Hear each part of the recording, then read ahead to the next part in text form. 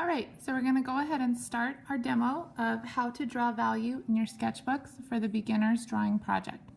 So you have your handout and you have a cylinder, a sphere, and a rectangle. The rectangle is the first one I want you to start with. It's a little bit easier. We're going to take baby steps with this entire project, so it's important that we just start with a basic shape and work our way up. You'll find, as with all of the demos we've had in this class, these are going to be the hardest ones you do. They seem very simple now, but you're learning how to draw, so it's very challenging. So if you struggle with these, don't feel like the rest of the project will feel this way. It'll get easier when you get more practice. Okay, so first things first, you're going to trace it in. If you have really thick sketchbook paper, your sketchbook paper, you may need to bring to one of the light boxes or a window and trace it in with the sunlight or with a light box. In my case, my paper was a little bit thick, so I went ahead and drew it already and traced it in a window. So I took my box and traced it, and again, this is what I'm going to attempt to do. Then what you're going to want to have in front of you is your graphite pencil, your kneaded eraser, right here, and then your blending stump. And all three of them are going to be used in equal parts throughout this project. So you want to get in the habit of using all three equally. So in this case, what I'm going to do, always, couple things first, have your sheet of paper under your hand at all times. It's so important that you have a sheet of paper under your hands. It doesn't seem like it, but you have a lot of hand oils on your hand.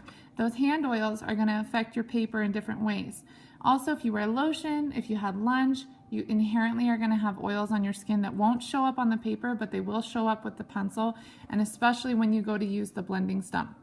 The blending stump will blend all of that oil into your paper, and you have to be very careful that doesn't happen. So always get in the habit of having a sheet of paper underneath you.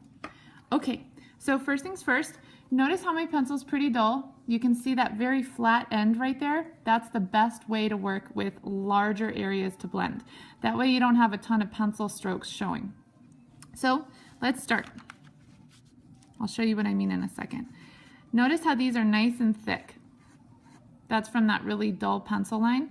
It's going to be a lot more challenging to blend them when they're super thin like that. So nice big thick strokes with the pencil on the paper.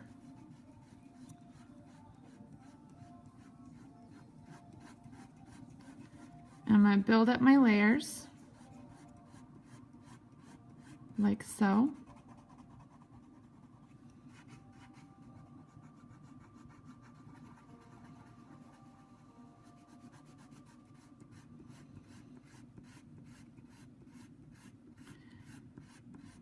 And work my way slowly across the paper.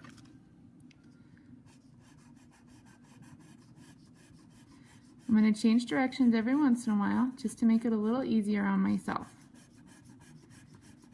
Notice how I'm not just going right across like this, I'm just going to rotate my pencil strokes. It's a lot like scratch art, and that you're gonna make kind of shapes.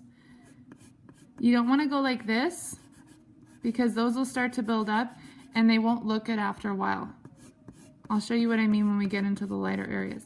It doesn't matter so much in the darker areas, but it does affect the lighter areas. I'm going to press in. I'm applying a pretty good amount of graphite into the paper. Notice where I'm holding the pencil, I'm not super uptight, just kind of about right here. And I'm going to slowly start to work my way across the paper.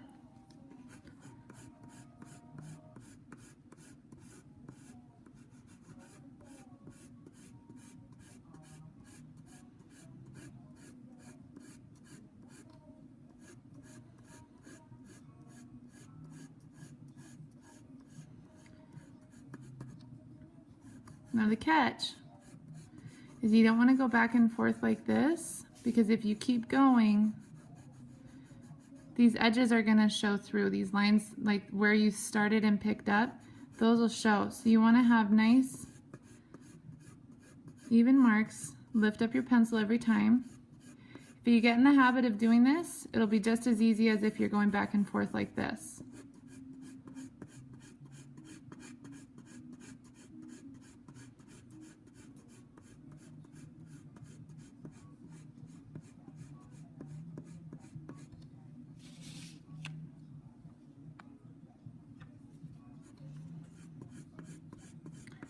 Keep moving across, keeping my pencil strokes really close together.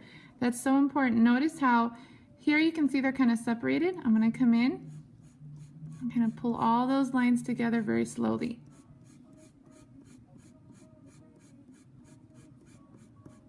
Now, of course, I make this look really simple. It's not going to come that naturally to you. The rectangle might take you 20 or 30 minutes to figure out. That's okay. Take your time. To hide, whenever you have something like this take place where you can see those pencil strokes, just come in, make it a little bit darker. You'll be able to smooth it out with the pencil strokes, or with the blending stump rather. This is where I traced and I kind of messed up, so I'm just going to use my kneaded eraser and erase that real quick. I'm just going to keep my pencil strokes nice and close together, nice and light. I'm barely touching the paper right now. Very, very lightly. Like so. Okay, now it's important to leave this area totally white, because if you don't leave it totally white, the blending stump's not going to work. You want to make sure that you're building up your layers slowly but surely. Okay? So leaving an area white will help because the blending stump is inherently going to be covered in graphite. And so if you're not careful, you'll lose all that white. And it's just like with the scratch art project where you're going to want some areas to stay totally white on your paper, just like you wanted to have some areas stay totally black on your scratch art. So here I'm going to show you guys how to use the blending stump. I'm looking at my value scale and I've got a pretty good transition from dark to light for the most part. I could probably go a little bit darker in an area like here, but you want it to be about this balanced is really good. So now I'm going to take my blending stump. Notice how it's angled. When you sharpen these, use sandpaper only. They don't go in the pencil sharpener. Don't use X-Acto knives. You're just going to take your sandpaper and carefully, when you need to, wipe it around the sandpaper to clean it up or sharpen it.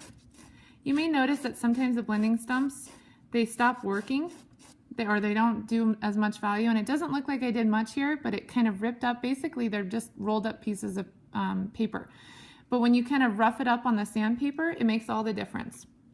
It'll clean up the particles and they'll spread more easily when you're working with them. So now let's go ahead and start.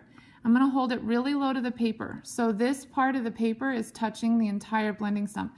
Notice how I'm holding it. It's kind of just gripped in between my hand like so. It's not like I'm holding a regular pencil. This isn't how you normally use it unless you're working in really big areas that you need to blend, but this is how I'm going to hold it. Otherwise, you can just hold it like a regular pencil and blend like that. But it takes some getting used to, so if it doesn't come naturally, that's okay. The key is when you use the blending stump, this whole value is already indicated. It's tempting to think that the blending stump will do the value for you. The only thing the blending stump does is hide the tooth of the paper. The tooth of the paper is the texture that you can see here. So to hide the tooth of the paper and make it nice and smooth, like this box, you're going to use the blending stump. Okay, so make sure you have a really good amount of value on there. Sometimes I see students, they'll just do all this dark and they'll go all the way to here with dark and then expect the blending stump to blend it out, and that doesn't work. So that's really important to know now. Okay, so I'm going to hold it low.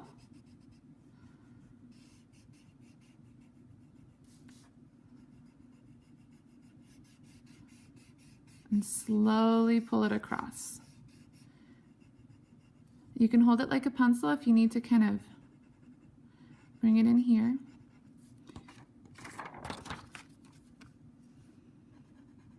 Make sure I always have paper under my hand. I want you to practice and make sure your edges are beautiful while you're working. Edges meaning this area right here. Same with the pencil, you're going to lift up every single time. Now I'm going to rotate it a little bit. Every single time you use the blending stump, lift up. I'll show you why in a couple minutes.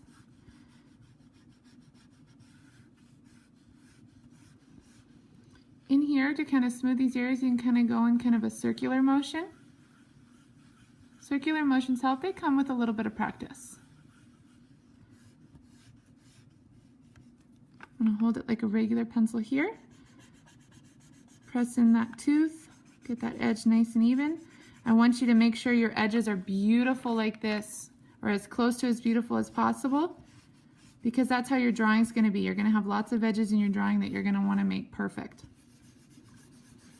I'm going to kind of smooth that area in a little bit more now that I've got a little bit more on. Just keep working my way across. Now that I'm going into the lighter areas, just like with a pencil, I'm going to press more lightly. If you press too dark, you're going to basically ruin your entire value scale. So just like with the pencil, just shoo, shoo, kind of motions with your hand, nice and light. And then by the time you get to the lightest areas, you're basically just allowing your blending stump to grip the paper, barely applying pressure. And see how that spreads it across a little bit more than the pencil went. That's why you wanted to leave a little bit of that area white. Now for some students, you may find you need to do a couple of these value scales to get the hang of it, and that's totally okay. The key with the blending stump when you're working with it, the reason you want to lift up every single time is so that you have an even stroke like that, where it just goes perfectly from light to dark. If you're not careful and you go back like this, you're going to have these marks that will inherently be created. These little guys right here don't come off with any erasers. They kind of get stuck in the paper. So you want to be careful every single time. Lift up and move across like this every single time. And then you can always work in circles too, just kind of rotating circles like that. That's my preferred way to use the blending stump, is just little ovals. But you can go like this too, as long as you lift up every single time. Now, let's say you want a little bit too dark over here. You got kind of carried away with the blending stump. This is when the kneaded eraser will come in handy. Some of you will use the kneaded eraser more. I'm just going to kind of pinch it and bend it so it's nice and sharp like this, and kind of lay it flat on the paper. And I'm just going to carefully lift up a little bit and bring back some of that white, but then we have that kind of intense area right there. It's a lot of back and forth with the blending stump and the eraser. Just going to smooth that area out again.